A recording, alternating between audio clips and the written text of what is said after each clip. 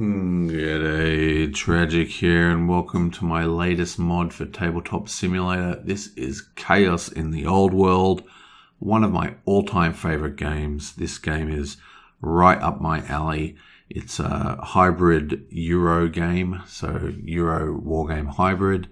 Excellent game, fantastic game, and it's got this amazingly awesome theme as well of we're all demons trying to destroy the world. Awesome. But there is actually a mod already out for this on the workshop, and I'm just going to show it to you because my mod is not so much a mod as a custom table for an existing mod. So there's a mod called Master Edition. Now, Master Edition is all my content comes from here, all the scans, everything, most of the models all come from this mod. And this is a very, very good mod, so make sure you check it out. The biggest difference you'll find is that this one has the Horned Rat expansion, and you can, mix in the decks you need. It's got the Moilib cards and all that kind of stuff. So my mod doesn't, because it's, in my opinion, a terrible expansion. I love Chaos of the Old World, but I think the expansion is a great example of not only just not needed, they just did it because, FFG has to make expansions, and it really ruined the delicate and incredibly awesome balance that is Chaos of the Old World. I mean, the base game was just perfect, so I just don't like the expansion. I don't use it. I do own it, but I just don't play it. So if you want to have the expansion, I may add it to my mod, but it is available in the Master Edition, which is where most of my stuff comes from. But there were some things about the Master Edition that really bugged me, and I just wanted to make my own table to fix them. Like just little things. For example, this mod uses these Chaos dice, which are very cool Chaos dice. If I just zoom in, very nice. But they also had these cool powered dice, which I really liked the look of, but they have these terrible white lines all over them. You can see those white lines.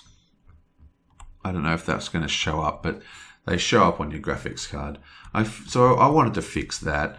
Also, this is just an OCD thing, but all the tokens, they're all on this weird angle for some reason. I don't know why. So that should be flat. That should be flat, but it's not. So I fixed all the tokens up so they're, all going correct angles. And just a number of other little fixes. Another one of the big fixes was if you look at the models, because he either made or he got models from Warhammer sites, but I don't know how he did it. But the point is, it's good. But the thing is, they're all facing the wrong way. And like if you hold down Alt to zoom in, they all face the wrong direction, and it's really frustrating. I just don't like it at all.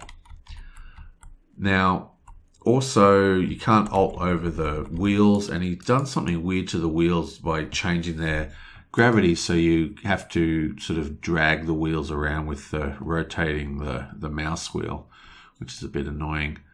And also, almost every game I've had, people have done what I just did then, where they've just grabbed the wheel and moved it, and then it's impossible to get it back into place. Every time you pick it up, it just keeps floating into the air.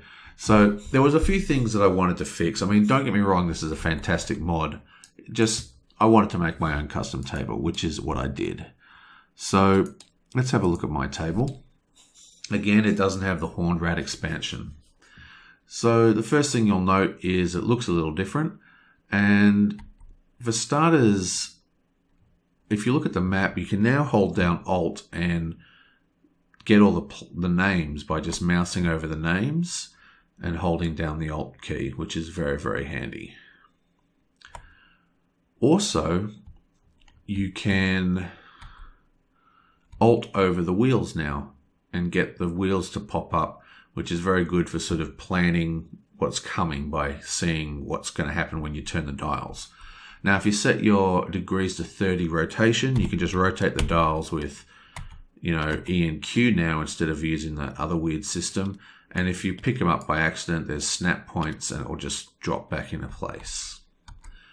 Also, I changed all the player boards, like I made them larger, and I also made the power little, the power markers that you move around a little larger as well. And this is just so you can better see your opponents when they're doing their thing, because it was a bit hard to see before.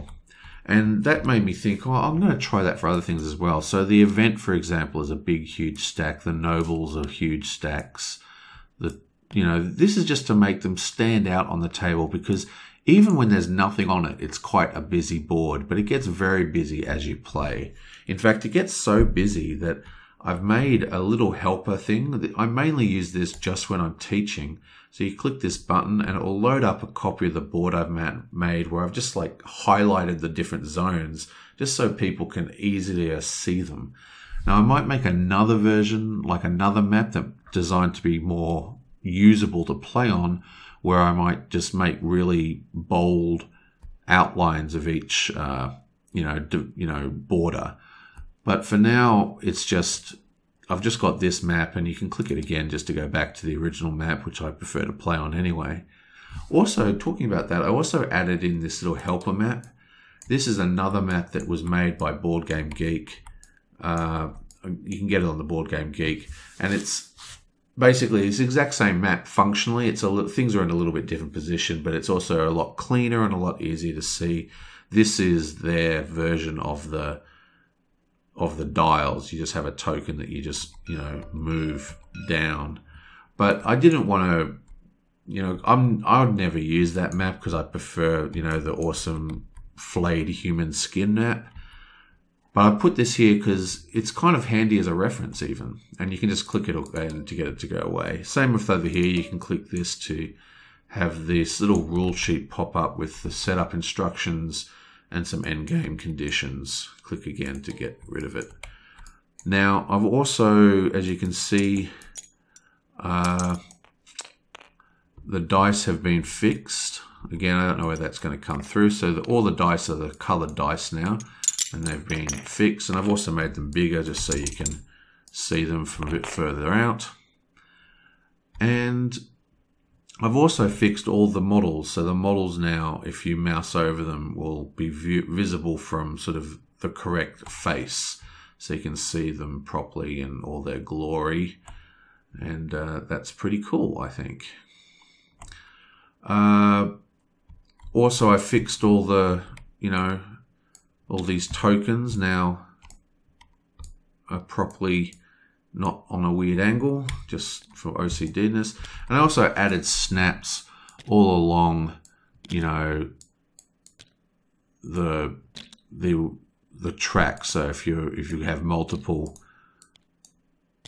people with the same value, it's very easy to just snap them into spot now. Again, if you hold down, these things will pop up. I think I've already talked about that. Basically, you can hold down these now to look at the wheels to see what's coming up. And if you have this set to 30, you can just press the button to view through. Now, there's another little script I've added in just for fun. Basically, as you play the game, if you have tons of stuff on the table, and people have put their models out, so there's heaps of different things. Everyone's got their corruption tokens down and all this kind of stuff. It can be a real pain to get your cards back, so I've made a little fetch cards button. You just click it, and it will just pull all the cards off the table and dump it into the discard pile. This saves huge amounts of time, I found, when playing this online, because they don't have to go, okay, I want to pick my card up, so I'll move the models out of the way and then I'll pick my card up. And also, talking about cards, there's a little trick that you can use. Basically, say I had a whole bunch of stuff out here. There's a couple of corruption tokens. You can actually, if you put your card down, see it sort of lands on top of them. But if you highlight the card and press the U, it'll flip it to the bottom of the stack. And that's not a mod thing, that's just part of Tabletop Simulator and the way it works. So it's very, very handy.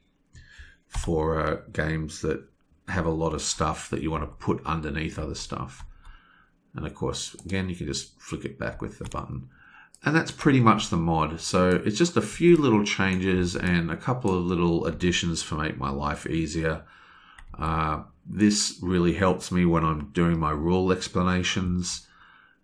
But I play on this, and also I have the helper map. And that's about it. Oh, also, when you get your cards, like, I don't know if I said this, but when you get your cards, it'll also delete all the dice, so everything's ready for the next turn. And that is that. Chaos of the Old World. Oh, wait, I'll just talk about this. Everyone has their, their power cards, their upgrade cards here. So you'll never get all your cards at once, but they just, you can just drop them onto the spots I've set out.